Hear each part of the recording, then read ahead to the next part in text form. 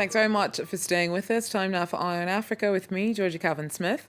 Tonight, the main opposition challenger in Congo Brazzaville's elections passes away of coronavirus on polling day. Guy-Brice Parfait Kolelas' death overshadows the weekend vote, which is expected to return President Sassou Nguesso.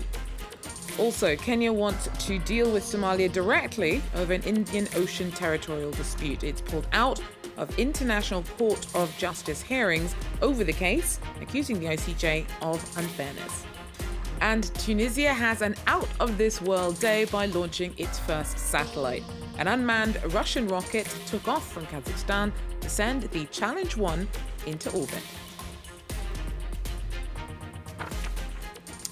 But first, the weekend's elections in Congo Brazzaville have been overshadowed by the death of the main opposition candidate on voting day. Guy-Brice Parfait Kolelas was the only significant challenger to President Sassou Nguesso, who's been in power for 36 years. Now, Kolelas died of coronavirus on Sunday on a medical plane that was rushing him to Paris for treatment. A final message to supporters from his sickbed after Guy-Brice Parfait Kolelas was diagnosed with COVID. Je suis en difficulté. Je me bats contre la mort, mais cependant, je vous demande de vous lever. Allez-y voter pour le changement. The main opposition challenger in Congo's presidential election, the 61-year-old was transferred to Paris for treatment, but pronounced dead upon arrival. A former minister and runner-up in the 2016 vote, Parfait Kolelas was seen as the only real contender to Sassou Nguesso. His death comes as ballots are being counted following Sunday's election. No serious incidents were reported during the vote, which took place amid a nationwide internet blackout. En raison des problèmes sanitaires qu'il y a dans le monde, nous avons mobilisé une vingtaine de personnes et nous avons déployé nos observateurs plus de 6 zones. Sassou Nguesso was already the favourite to win the election. The vote was boycotted by parts of the opposition and attacked as one-sided by critics. A former paratrooper, Sassou Nguesso first rose to power in the 1970s and has ruled Congo for 36 years, making him one of the world's longest-serving heads of state. At the age of 77, he's running for a 4th term in office. As well as the pandemic, Congo is struggling with long-standing debt and widespread poverty, having been hit hard by a collapse in world oil prices. Time now at some news in brief. 4 children were amongst 5 victims of a stampede that erupted in Dar es Salaam over the weekend as tens of thousands turned out to pay their respects to late Tanzanian President John Magufuli. The victims were crushed as Magufuli's body lay in state at Uhuru Stadium. Magufuli died aged 61 last week from what authorities say was a heart condition, but the opposition claims was COVID-19. Several African presidents turned out to pay tribute to him at his state funeral on Monday. Eritrea has accused the EU of trying to drive a wedge between it and Ethiopia after the European Union imposed sanctions on Asmara. It's accused of human rights violations, and its National Security Office, which heads up intelligence gathering and interrogations, has been blacklisted. The UN has said that Eritrean troops may be responsible for atrocities in Ethiopia's Tigray region, where federal troops are fighting local forces. Both Addis Ababa and Eritrea have denied this. Asmara says the EU sanctions are illegal. 4 Kenyan policemen will stand trial for the murder of a British aristocrat who died in their custody 9 years ago. On Monday, the High Court ruled that there is a case against the officers who are accused of killing 28-year-old Alex Monson in 2012. He was found dead in his cell in Mombasa after having been arrested on suspicion of possessing cannabis. Police claimed he died of an overdose, but his family denied that he ever suffered from addiction. Pathologist reports suggest that Monson had been hit in the head, and an inquest pointed to an attempted cover-up. The trial is due to start May 10th. Now, Kenya has pulled out of International Court of Justice hearings over a territorial dispute with Somalia.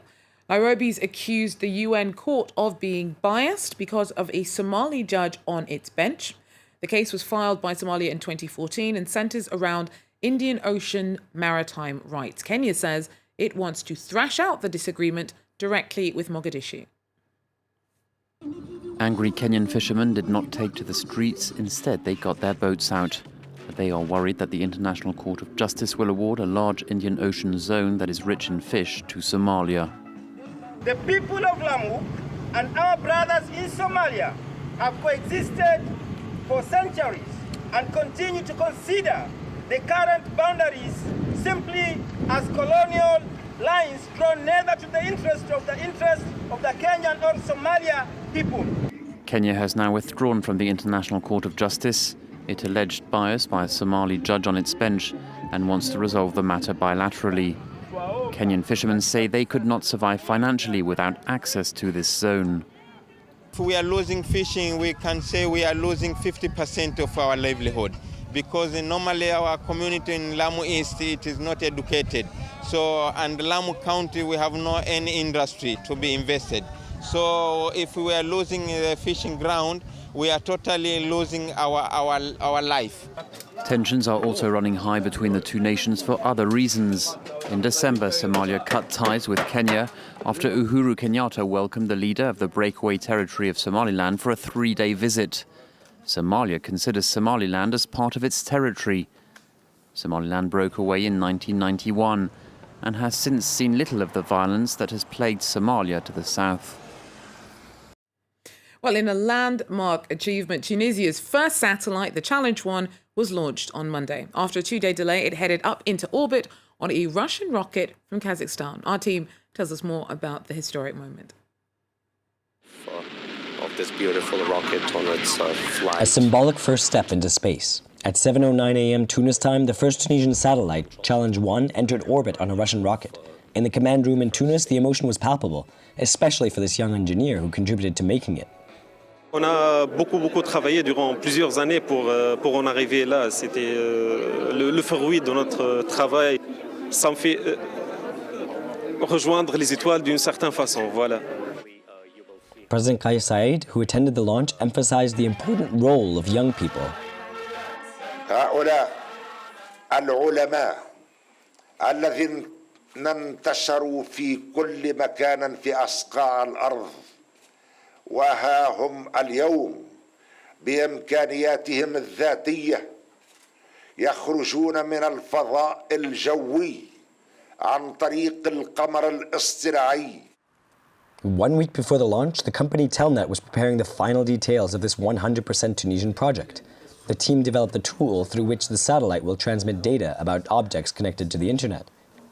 Donc l'idée qu'on a eu le groupe Telnet, c'est d'utiliser l'espace comme passerelle ou comme moyen de transmettre les données qui sont dans des zones, ce qu'on appelle des zones blanches ou des zones inaccessibles.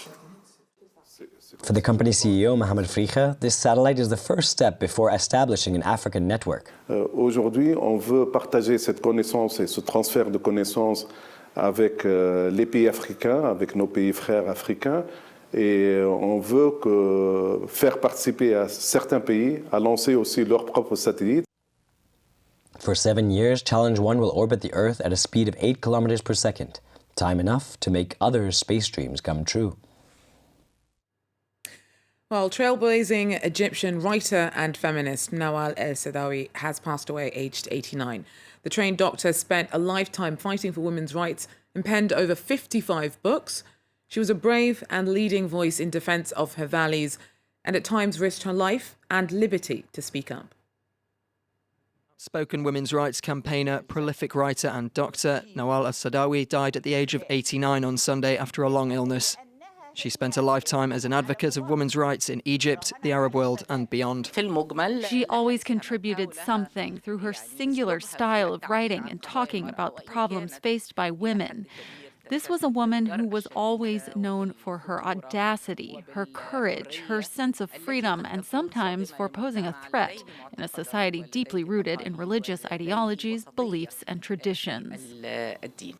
Her writings focused mainly on feminism, domestic violence against women, and religious extremism.